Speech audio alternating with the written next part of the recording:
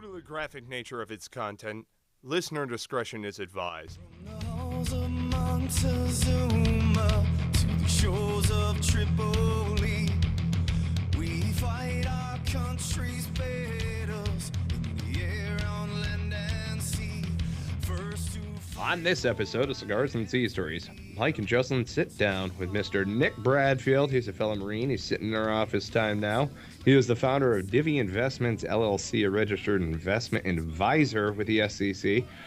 And Mr. Nick Bradfield, I'd like to welcome you here to Cigars and Sea Stories studios. We've been chatting all afternoon about business and stuff, man, and it is great getting to know you. Happy to be here. I'm loving the place. Cool, right on. Yeah, I haven't even given him the full 10-cent tour of Fob Invictus yet. I got to get him walking around. So we on purpose, America, have not really gone into each other's background all that much because we like giving you that conversation of like, you know, two veterans bumping into one another in a 7-Eleven parking lot. Hey, Jarhead, I saw the bumper sticker. So, you're a fellow Marine. Who are you with? First LAR.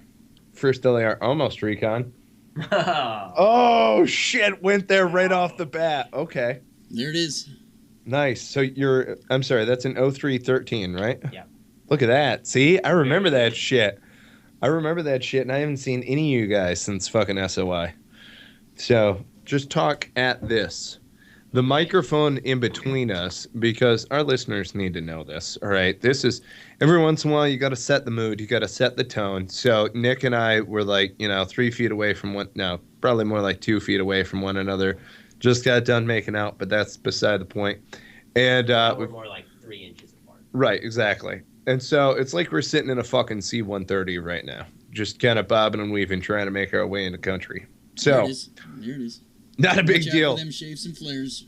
Wasn't Maddox puking in his Kevlar that one time also? No, it wasn't Matt. He's a pilot. That's right. He's an aviator, god damn it. No, you get it right. Back then. Now he's an aviator. I would hope the pilot was not puking in his helmet as you were coming in. I can't remember who it was. Maybe it was me who was puking. All right. So we've got the microphone between us. We're talking. We're sharing sea stories. So you were with, I'm sorry, which LAR? First LAR. Where are you out of? Left Coast. Left Camp Coast. Pendleton, Yes. Los Flores. Hell yeah. I drove past that place every day. That was the best place on base. We were left alone. Yeah? Yep. It was just us, Anglico, and Recon. Force Recon was there. So everybody just kind of left us alone. Not much brass. It was awesome. Hell yes. Yeah, and the beach is right there. It's right across the highway, isn't it? It's not far. Yeah, it's probably 2 miles. No, it's like right down the hill. We used to run out from Christianitos down there because I was up north. I was with 1-5. Nice. So, yep. So we were the furthest north gate right there near Talaga. Yep. So, yep. So you'd hang out in San Clemente all the time? Every once in a while. Well, I lived in Aliso Viejo before the deployment, and then after the deployment, I was in Oceanside.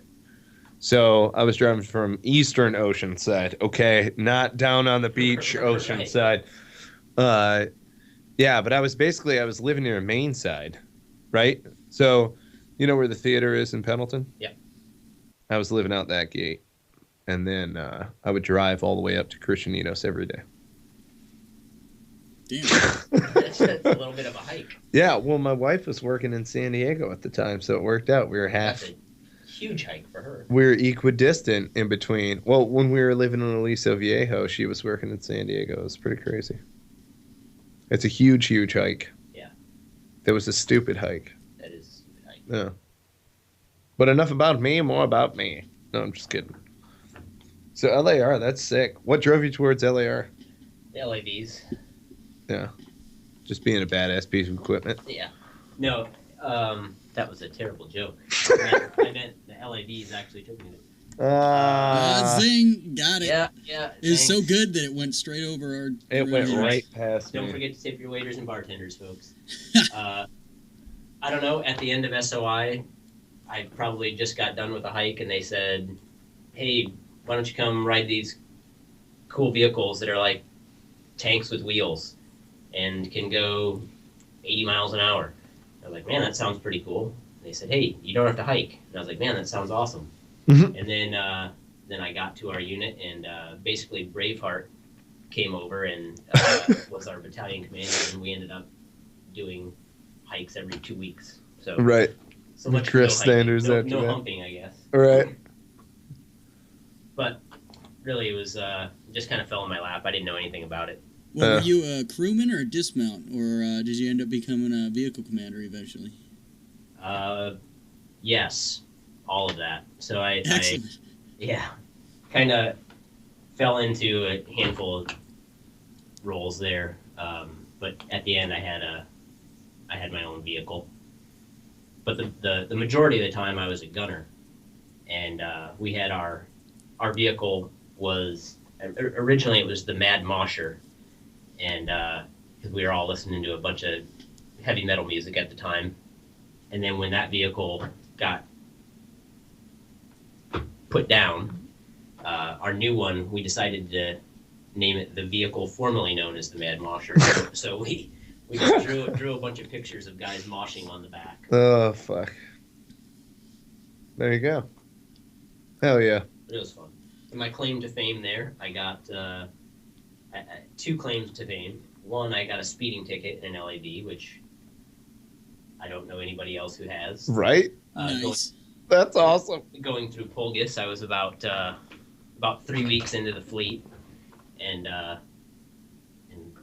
the guy who was the vehicle commander at the time told me to punch it through there. We were doing some training over I forget the range, but wherever you do the C4 over kind of by Pulgus, and he told me to punch it, and I got a speeding ticket.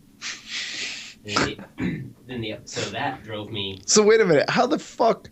So you're driving down the road, right? And then what? This guy PMO just shows up like whoop whoop, like whoa, asshole. That's exactly what happened. And then the Is this guy like on the bullhorn? Like No, pull he- fuck over. no bullhorn, but he did turn the lights on and sirens. Shut the fuck. Pulled me over right in the middle of Pulgus, and Yes. and of course the vehicle commander. I mean, he was super short timer. He was getting out in like 3 weeks, and you know I was thinking he would do something like stick up for me or do something. He's like, "Give him your ID." Give him. Yeah. What? He did nothing. Threw me right What under. a dick. Douche. Yep. That guy's a douche.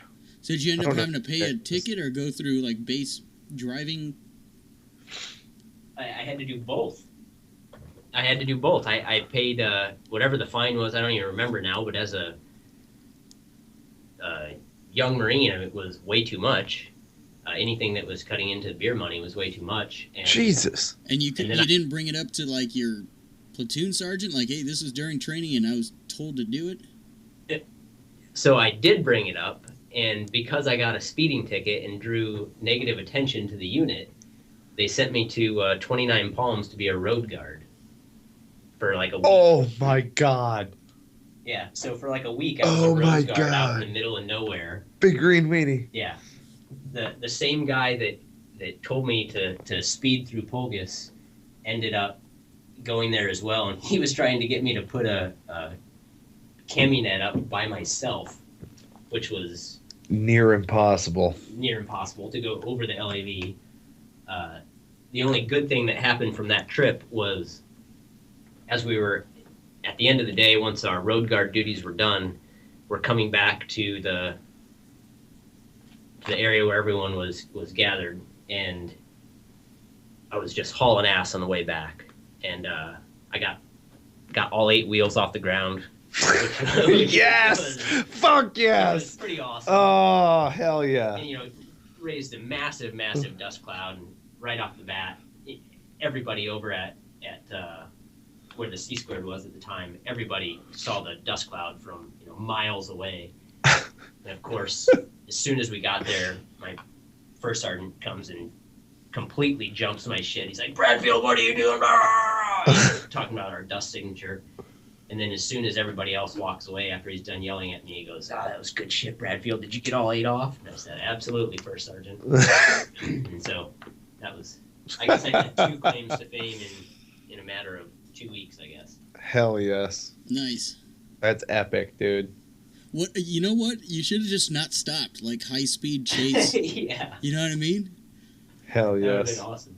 Well, so the book on the LAV says that it can go, I think it says 65 miles an hour, but I know for a fact I've gotten it 90. Hell yes. That's what it's all about. That's right. So how's that 25 millimeter? Oh, it's like a giant video game. The sights in there are kind of like in Predator. You see all the thermal images, and it's pretty awesome. Hell yes. Dude, I want to blow some shit up with a 25 millimeter cannon. That'd be fun as fuck. They're Bushmasters, right?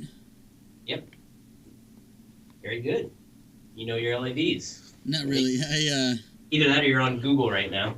No, I did 2 months with 4th LAR in the reserves once I got off active. And second drill there, they wanted me to give a guy a dishonorable discharge for smoking weed at a party once when he was shit-faced. And I told him I'm not going to give a guy a dishonorable because that's going to fuck up his life.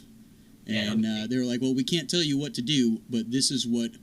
because I was a platoon sergeant, I guess, and the platoon commander, who was just a staff sergeant, was like, well, I'm going to put this, and so is the CO, and so is the XO. And then when it came down to it, I was like, yeah, I'm not going to. And I got my squad leaders to do the same, and they went with our recommendation, not theirs. They were pretty pissed, so I was like, yeah, I'm checking out. You guys are dicks. Fuck all this. Oh, awesome. Hell yes.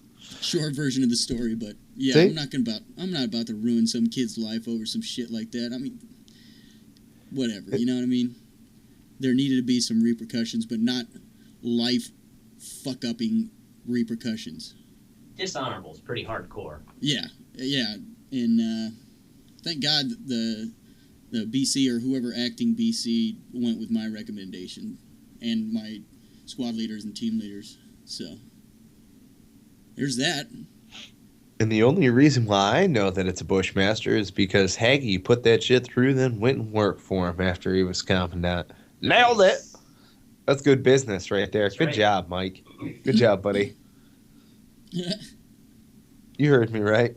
Call the commandant by his first name. Oh, yeah. Informally. You I guys love are- that you guys guy. are boys, right? No big whoop. Yeah. We're friends back on the block, just chilling. Hey, what's up there, Mike? No problem, buddy. Yep. That'll be the day when I call, General Mattis Jim. I'll be like, hey, what's up? You're at a party? Mad Dog. That's right. Just call him Mad Dog. What's up, dude? Hey, I got us matching sweatshirts. What's up? That's right. What's up, Mad Dog? Will you be my friend on Facebook? What's up, man? That's what I would do. I would be like a starstruck, private or some shit. Or you show up with a T-shirt and his picture on it. Right, exactly. Yeah. Don't be that guy, man. Don't. Remember? Did you ever see that movie with Jeremy Piven, Class C or whatever the fuck it's called? I don't think so. I'm pretty sure you made that up. No, you can't be the guy who shows up to a band concert wearing the T-shirt of the band that you're going to see. I You don't want to disagree. be. I know. I am totally. Say, that guy. are you? I am absolutely that guy. Son of a bitch. Remember that Incubus? Where else are you gonna wear it? I mean, why wouldn't you wear it to support the band you're watching? Yeah, I don't know. Well, what I think is funny, wearing other bands that are similar. It's like, I'm going to a Metallica concert wearing a Slayer shirt. Hey guys, I like all of these different bands. Rock on. That's right. This is where we're going next. So, Divvy Investments. Yeah, man. No, this is really interesting. I would like to frame this up for our audience, if you don't mind, before you get into your elevator pitch. All right. In my opinion, this right here has oversimplified the notion of being able to invest in a simplistic way. That's And- the goal. And the reason why I say it like this, we're going to get into the weeds on this stuff, but the reason why I'm endorsing it kind of preemptively, not only to allow you to gather your thoughts on it and stuff, but also Divvy Investments, in my opinion, is for the 1099 freelance contractor. In my opinion, I think that there is a very strong market for that. And if you are a 1099 contractor, you should pay attention to what this young man's about to say. Anyhow, I think that's that's enough out of me. I think that's a good market. You know, the 1099 person doesn't have an employer-sponsored 401k, and you know they're going to need to save money for retirement just like everybody else. I like to use the line, the days of pensions and gold watches for our generation are gone. Unless you're independently wealthy, your retirement is based on your self-directed efforts. So Divvy Investments is hopefully the answer for that. It's a low-cost, very simple way to invest your money. It's all index funds and ETFs, and you can apply the models to any of your investment strategies, whether it's your IRA, a brokerage firm, or 401k. Now, okay, here's the cool thing about it, right? All of that finance mumbo jumbo, right? I don't get it. I don't understand it. I don't. And I know a guy who can help you. There you go. There you go. And so, please, how do customers get this service, and what is the actual, your service that you do? Yep, it's a good question. So it's an online tool. You just go to divvyinvestments.com, and because you guys have been such a great help for me, I want to pass some savings along to your listeners. So use the coupon code Cigars and Sea Stories, and you'll get 10% off. There it is. You log on to the website. It's really easy. You fill out a 10-question risk tolerance questionnaire. Based on how you answer those questions, it spits out a model that says, hey, you should invest your money like this. X% bonds, X% stocks, international, all that stuff. Then you decide whether or not you want to go monthly or annual. Annual is the way you get the Cigars and Sea Stories discount. It's $360 a year, and once you log into your account, it'll show you the specific investments that you should apply across your portfolios, and then you just wait for alerts. So as soon as those models get out of balance, it triggers an alert that says, hey, it's time to rebalance. So that way you don't have to spend a whole bunch of time trying to figure out what to do, and there's so much noise out there in the markets, and the talking heads and your neighbors, and everybody's telling you what to do, but most people get lost in information overload. So that's it. You just fill out the risk tolerance questionnaire and apply the model, and then wait for alerts. Once you get an alert, you just do exactly what it says. That's awesome. What kind of, for, say, low risk versus high risk, what kind of yields are you, on average, able to get your customers? So it varies a little bit. There's 5 different models, from conservative to aggressive, and I don't guarantee any sort of yield. I mean, it's basically just having a good mix of investments is going to generate the majority of your returns over time based on your risk. Right. So they're anywhere historically from 6% to 10%, but past performance does not predict future results, as we all know. So right, and we all know that. I mean, any market will fluctuate, and sometimes the entire market will go down. Sometimes, this and that will happen. But that's where that rebalancing tool or service, I should say, really would come in handy. Well, that's absolutely right. And what it's going to do is it gives you a long-term plan, for one, so you're not investing on emotion. The whole world knows to buy low and sell high, but nobody does it. Everybody buys when the market's going crazy every day and going up, and you can throw a dart at the wall and pick a stock that goes up 10% tomorrow. But then when the market goes down, everybody panics and puts their money in cash. So that's completely investing on emotion. If you just follow the models, when the models are out of balance, it's going to trigger you to rebalance, and that will ensure that you're buying low and selling high. Awesome. So the main thing is having a plan for the long term, and not. I try not to talk a lot about returns in a given year, because there's always going to be better returns out there. My models are based on modern portfolio theory. It dates back to the 50s. The guy who invented it won a Nobel Prize for economics. So a super smart guy. A bunch of university endowments use the theory for their asset allocations. But doing modern portfolio theory and rebalancing when you need to, as opposed to some inopportune time, is at least giving you a plan for the long run. And if you just focus on returns each year, then every year you should fire whoever you're listening to, because there's always going to be somebody better. Right. See what I love about this. Okay, you ready for this? Here, I'm gonna give you Dumb Mike's takeaways. Now, I'm not a dunce by any means. Don't get me wrong. It's just in this avenue, I want somebody to help me manage this. Okay, it's not like I'm a bazillionaire by any means. It's just I am trying to set up a future for my family. If you people don't know, I have 3 kids. I want to see them, succeed in life. And when I die, I need to leave them money. And I know that because that's what we're supposed to do, right? Okay, cool. So using big block terms, Mike, for under $1 a day, has somebody who manages his retirement account, and it's based upon his propensity for risk. And I've got 5 different packages to choose from. It's simple, Okay. neat, packaged. And is there an automation for actually moving things around when it's time to rebalance, or is it still up to the user?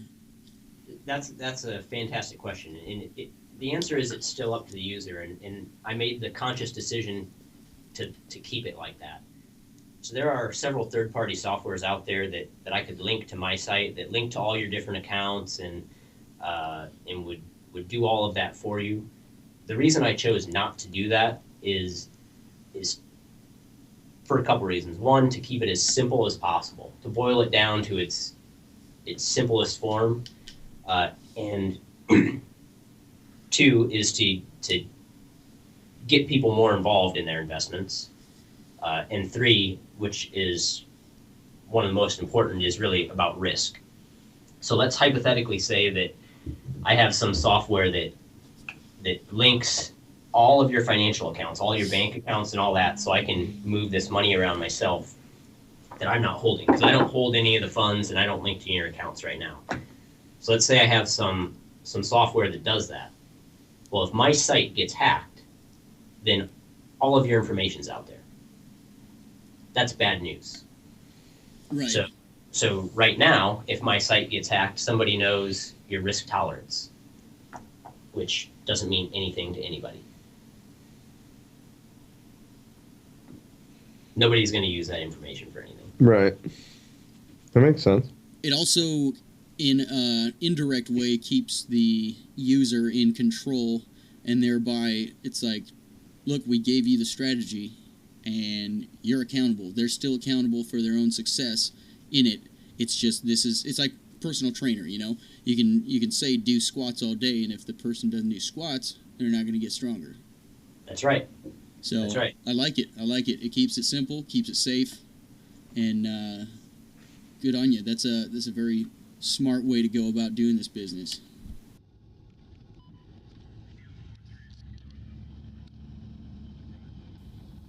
Cigars and Sea Stories is proud to support and sling Counter-Strike Coffee. Counter-Strike Coffee, I want you to know, is meant to be drink black. Now, I myself love coffee. I'm a big coffee drinker. I went away from black coffee for a little while. Needed the cream and sugar when I was rocking it with the generic blend. Counter-Strike Coffee brought me back into the fold in a huge, huge way. They do a great dark roast. I'm a big fan of napalm. That's my fave.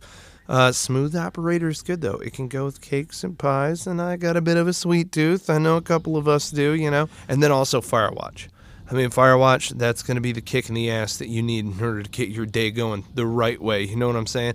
If you haven't already done so, check out counterstrikecoffee.com. Use promo code Cigars and Sea. You will get 10% off. Again, that's counterstrikecoffee.com. Use promo code Cigars and Sea to get yourself 10% off. And again, that's Divvy Investments, right? DivvyInvestments.com. Correct. So that's Delta, India, Victor, Yankee. So that's 2 V's. DivvyInvestments.com. You guys can see it down there in the description in the show notes. We're talking right now with Nick Bradfield, the founder of Divvy Investments. Where'd the name come from? Just divvy up? Divvy everything. That's very good. You're one of the few people who have gotten that. How it came about was my wife and I were Googling 2-syllable words that sounded cool, and it got on the short list. We saw Divvy Up, and we were like, well, that makes sense. It's all about asset allocation, the whole business is. And then we saw in Divvy, in the word Divvy, there was a DIY, and we're catering to the do-it-yourself investor. Yeah. So it just kind of made sense. Yeah. But it all came from the Google and the interwebs. There you go. Yes, the interweb. I see you know your interweb well. We should, you know what? We'll come up with a jingle, like a DIVVY. What do you think? No? Huh? I'm thinking no. No? Maybe stick to your day job. I mean, there's 2 V's in there, though. I'm just, they gotta know. Maybe if you did like Victor. I got a beautiful face for radio. Victor, there you go. Dude, I love that movie. What's up, Johnny? You ever seen a grown man naked? Anyway, all right. Divvy Investments. You said annually that's $360, right? Yes, sir. Yeah, see, under $1 a day, and somebody else can. That was quick math. Tell me the strategy. I know, right? Hello. Hey, and then there seems to be a Cigars and Sea Stories coupon code rolling around, giving you even more bang for your buck. Gotta love it. Thanks, man. Appreciate it. So, it's pretty bitchin'. Thank you. What are the plans for expansion in the future, or any sort of, oncoming projects you've got, if you are at liberty to say? I am at liberty to say. And actually, just a couple weeks ago, I launched a new market. So I'm still keeping Divvy Investments, catering to the individual investor. Also am launching a market for independent financial advisors. So what I found was, as I was talking to some friends in the industry, they had said, well, hey, I want to buy these models. And I was like, what are you talking about? That's ridiculous. And they said, no, I want to buy all 5 models. Do you know how much time I spend creating and monitoring portfolios for my clients right now? And I said, yeah, I remember that from when I was an advisor. And I said, well, that makes sense. Let me talk to a few other people. So I talked to a few other advisors, and they said the same thing. And so there's that combined with a perfect storm of opportunity in front of me with some regulation coming down for financial advisors to act as a fiduciary. There's this window of opportunity to help out some independent financial advisors as well. So that's one project on the way. And then another one is I am, up to this point, I've been a solopreneur and entertaining the idea of bringing someone else on that is very much in touch with the financial blogging circuit. So, could be a way to reach a lot more individual investors and help a lot more people. So a couple different things going on, and another that I'm really excited about, which I'll be seeing you guys there next week, is the bunker. So that's gonna. I'm jazzed about that. I think that's going to be awesome. Yeah, hell yes. Yeah, we should frame up and disclose here that we are both members of the Bunker RDU cohort here in the initial launch class in the Raleigh metropolitan area. So yeah, it's really cool. That's where we linked up. We got together in a networking. That was actually at not the launch, but it was an event right before the launch, right? Wasn't it? I think I met you guys at the launch. Yeah, it was at the launch. Was it? Yeah. Okay. Everyone there was in a suit except me. I was in my Divvy Investments t-shirt, so it was. I stuck out like a sore thumb on one hand, but on the other hand, I stuck out like a sore thumb. So right. It was good. Dude, I thought it was great. I want you to know. I actually made mention of that. You're like, who's this guy in the t-shirt? Well, it's perfect also because it's Divvy Investments. I mean, it's such a starch, button-down environment. When you think investments and stuff like that, you're like, Wall Street and shit. So you're not thinking of, okay, what is just a sensible way to allocate and divvy up my investments? Yep. But, Well, So it made sense to me. I was like, who the fuck is this guy? He's rocking this t-shirt. I'm like, this is such a great idea. I thought it was a good bit of marketing, to be honest with you, even if it was just a shoestring idea. That's awesome, dude. Good call. Thank you. Good call. I was kind of thinking there might be one or two other people in their company t-shirts, but apparently I was incorrect on that. Yeah, we don't have any company t-shirts. We did one run of t-shirts. I don't know if there's a market for Cigars and Sea Stories apparel. You know? So I don't sell them. Right. I give them away. Yeah. And you guys are welcome to have some. Thanks. I don't know how many people come around here to Fob Invictus, so I'd get some marketing out of that, but you Plenty of warning have... shots go off if they do. Yeah. I mean, the invited show up, you know? You don't show up at my house unannounced. Otherwise, I will open fire. That's pretty much what it boils down to. You should have seen it when he got a UPS package. Oh, awesome. Man. Well, I noticed the flag out front as I was coming in. Do you play colors every day? I don't. I thought about it, but I don't. I'm kind of the okayest Marine. Yeah. You know? I mean, at least it's out there. It's true. You know? He stands out there at the POA, though, just at a reasonable time, like hoping for colors to go off so he can run inside. Right. Yeah. Colors! Yeah, that was one thing. That was actually one thing that I refrained from doing. I don't want to say that I didn't jump into a room at the moment of colors, but I had to be right there. I had to be right there or I had to be like, no, you don't understand. I have to go to this meeting. I have to be here for certain told me to. Oh, for certain, sorry, I got stuck at colors. I don't give a shit. You were supposed to be here at 08. You know, like, yeah. So you're saying there's something that you would stand for colors unless there was something more important. Or, no. It had to be more important, and I had to be like one hop in the door, and I'm good. Because then you're not a shitbag. Yeah. Right. Because then you're not a shitbag. You're like, I'm right here. My hand's on the handle. Yeah. Right. All the fresh-faced guys are like, oh, colors, I get to salute the flag. Colors reminds me of traveling in basketball. Like, no. 3 steps. I was good. I'm good. You know? Oh, shit. You were the guy that was like halfway across the parade deck and you're like sliding in your room. Fuck that. No, I'd bust some boots for that type of shit also. I mean, the other thing, too, is, fuck, man, once you're an NCO, if you ain't stopping for colors, especially once you're an NCO, you should know better by then. Right. But, like, if you turn around and there's a sergeant standing there saluting, you are so stopping, or else you are so fucked. So, yeah. And that's the other thing, too.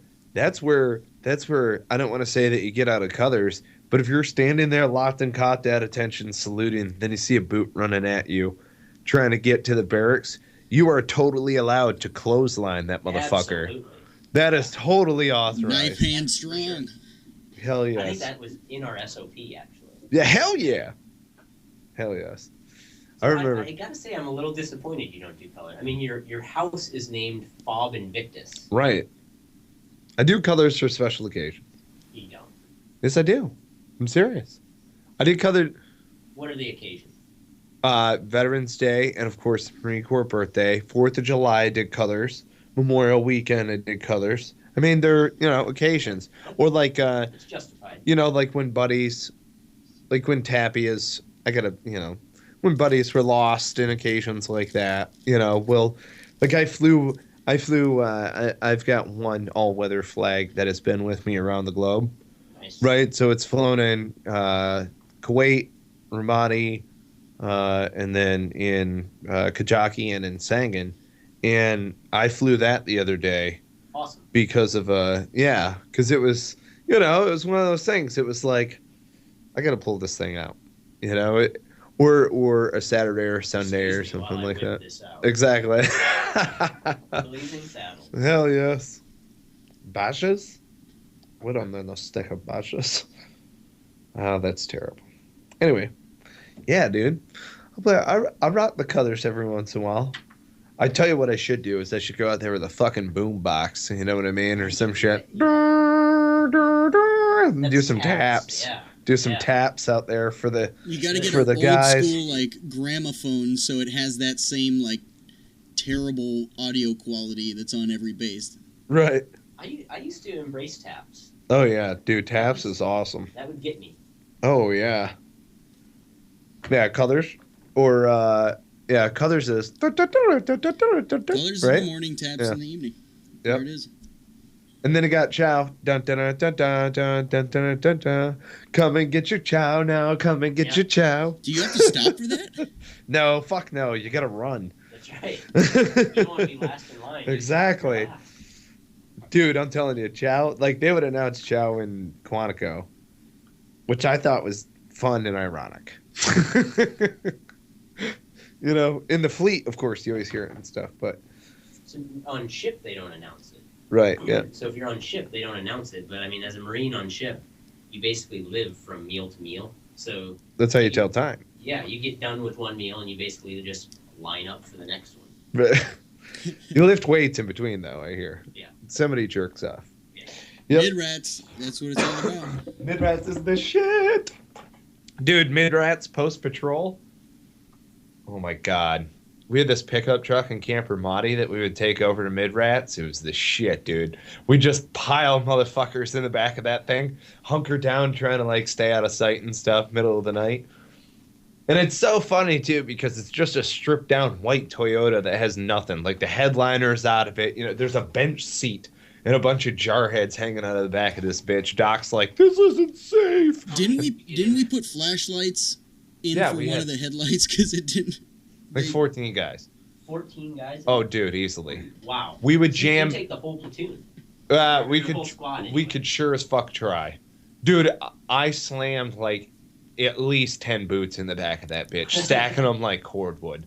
That's awesome. You know, I'll admit that shit now. Well, because it's So were you driving? yeah, hell yeah, yep, shitbag. I know. So there's It's kind no of like sympathy. admitting to your dad after, you know, it's like you're out of high school and you're like, yeah, I used to hide pot in there and over here. Yeah. Dude, yeah, we had, because you get tickets, right? Going back to your story, Yep. right? Getting a ticket on base. They had PMO out on fucking gators and shit going around Camper Motti. You know what I mean by a gator? Like a high-speed, Yeah. low-drag fucking golf cart. And we had, And you'd get a ticket? yeah, you get a ticket. You get like your headlights out. Oh, Or something that's- like that. Oh, yeah. Oh, dude, it was great. Yeah, let me tell you what. And so we duct taped together 3 flashlights and stuffed it in where the headlight's supposed to be. Hell yes. It was awesome. But there was no ticket for having a squad of Marines hanging out of the back. Right, exactly. No, You were it wasn't good. about safety. It was about fucking people over. Exactly. Duh. That's what politics is. What was I thinking?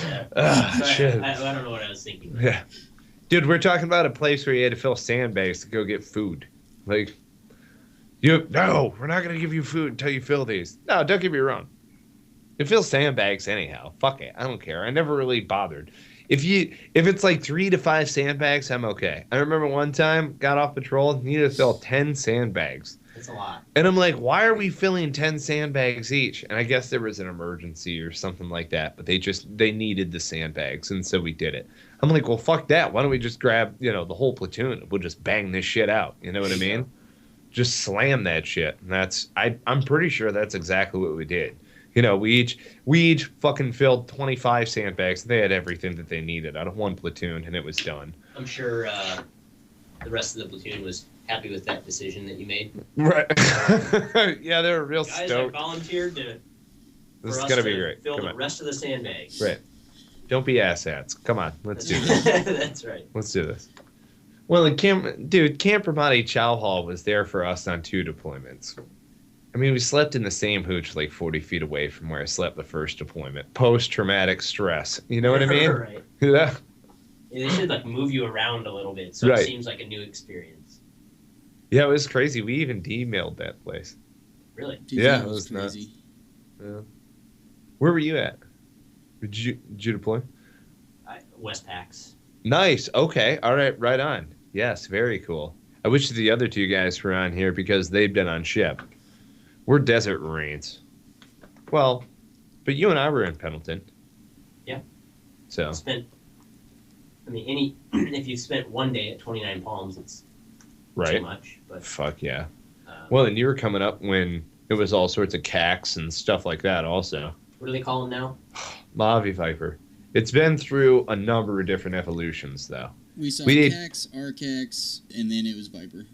So aren't they all the same thing, just different names? Yeah, for the most part. I mean... But they're like, too many people are complaining about CACs. Let's call it RCAC. It's something different now. Revised. It's kind of like... So we were in CAT platoons, right? Yeah. And so a combined anti-armor team against who in Ramadi? Technicals and AK-47s? Right. I mean, for fuck's sake, I saw an MG-42 rolling around down the back of an IP Vic one time. Holy shit. Wow. Right?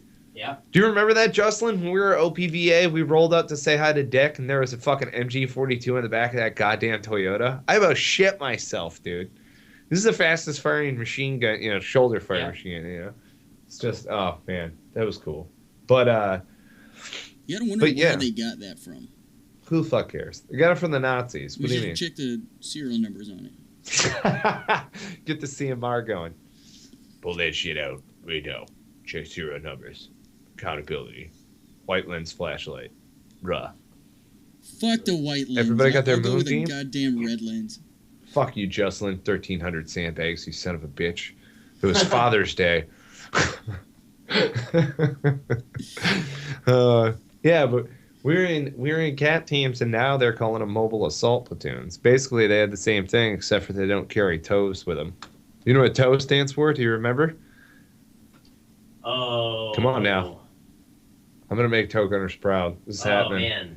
I don't remember the T. What's the T? Tube. Tube. Ah! Tube launched optically tracked wire yeah. link guided missile system. The Yeah. Tube launch. TOW. Man. There you go. Tow and wire. Tow and wire. And then they snap you in the neck, right? Put the ring around, snap him. Yeah. So we had LAVs with toes on them, too. Oh, that's cool. Out of the TC hatch, or who shoots that? How's that work? The 25 millimeter cannon isn't on there. So. Oh, what a jip. Oh. Yeah. So you're rolling around with a tow turret. Yep. That's fucking scary for tanks. Now, out of that, could you can obviously mount a 240. Could you mount anything else? Could you mount a Mark 19 on there, right? I don't think so. I mean, maybe. I haven't seen the what all the Gen 3 can do. I'm an old man, so I know the Gen 3 came out not all that long ago, and it may have had a couple other different mounts on it.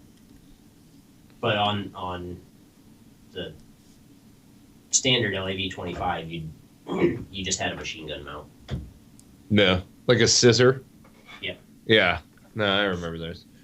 Yeah, I think now it's the swivel mounts. I'm not sure though. I'm not well versed in LAR. So, do you ever talk shit on striker units in the Army?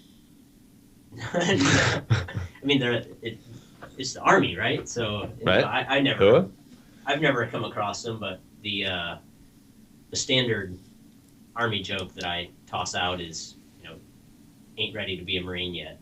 ARMY, that's what it stands for. It's funny because we worked with Bradley's. Every once in a while they'd roll through the city and stuff. Yeah. And every once in a while they'd get fucked up, and every once in a while they'd fuck shit up. So It was cool. Yeah, they definitely can do some damage. Oh yeah. But it was a give or take situation. See, it's weird because we started using active armor.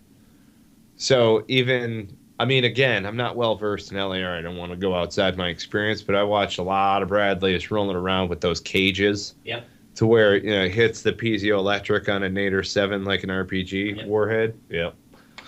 So, I mean, it's just a different. It's like the generation just got a little bit smarter.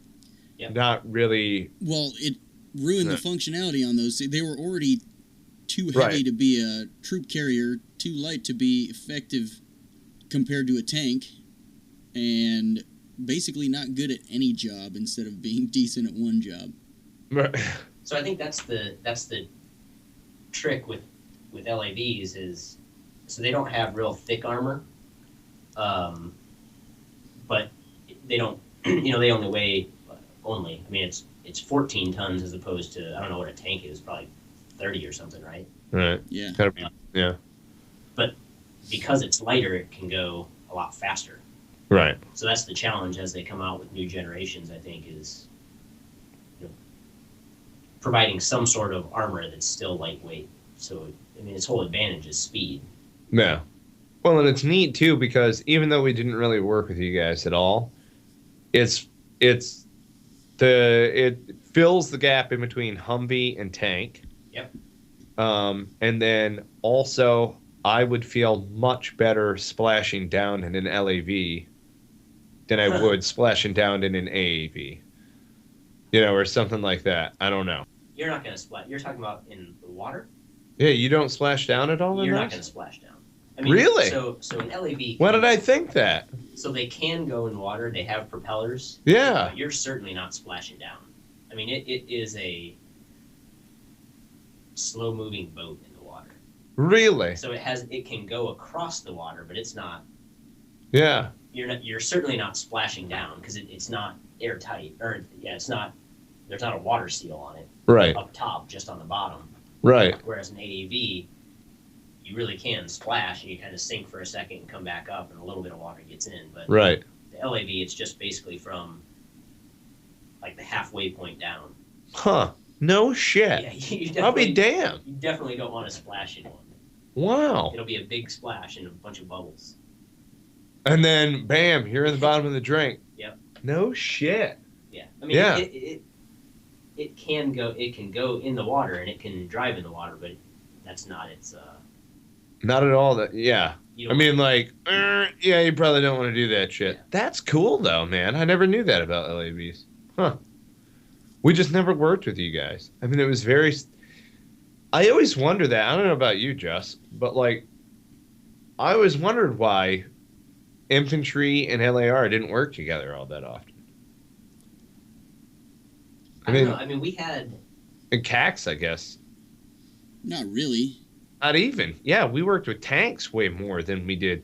Maybe it's because we were a 29 Palms unit. That could have been third an LAR was right there. I mean, what the hell were they doing? Right.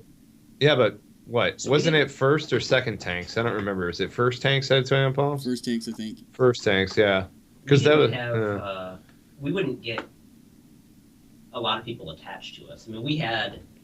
So all the LAVs could carry anywhere between... realistically 4 people. Yeah. So you'd have, one team in the back of each one. But collectively, you could still have a whole platoon of scouts running out. So within a company, you'd have a whole platoon of scouts running out of the back of them. Yeah. So we rarely attached to anybody else. So what is the mission statement of an LAR unit? You serious? Well, not like direct, like word for Okay. word, but like what is the purpose? What is your role in combat?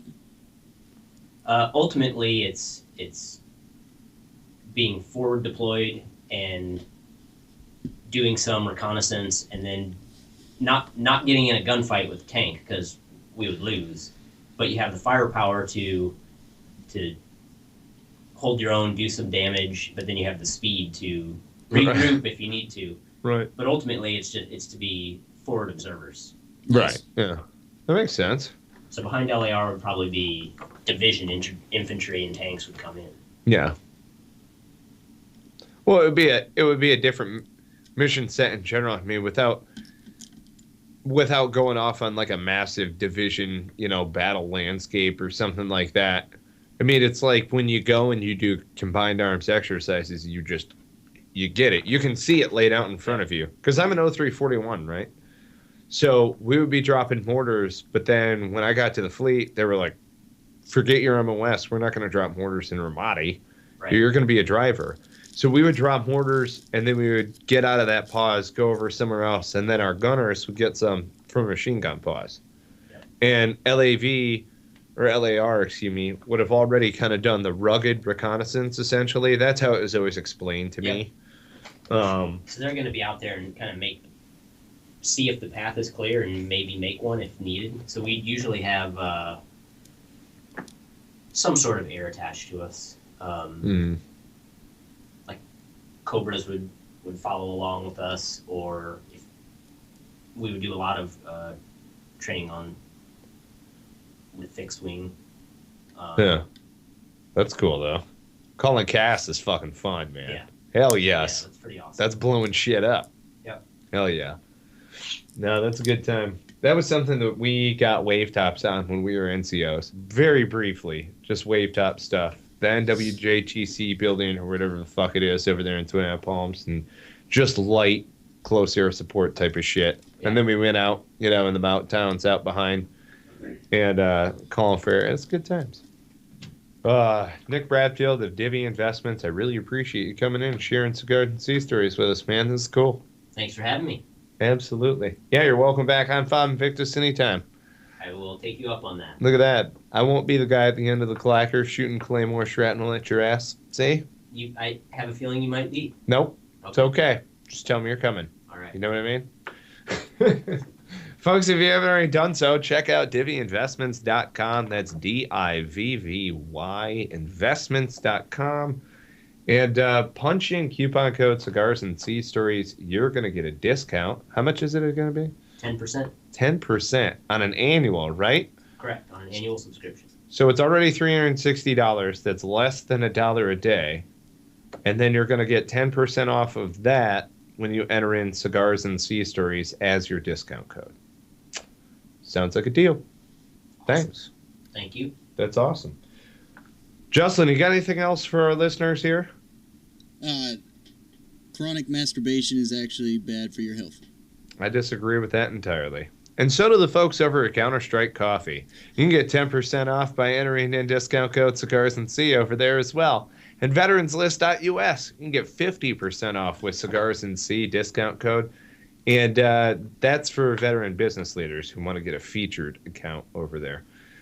Plenty of other sponsors who are getting lined up with us. It's awesome collaborating with fellow veteran business leaders, not unlike Nick Bradfield over here. Check out DivvyInvestments.com.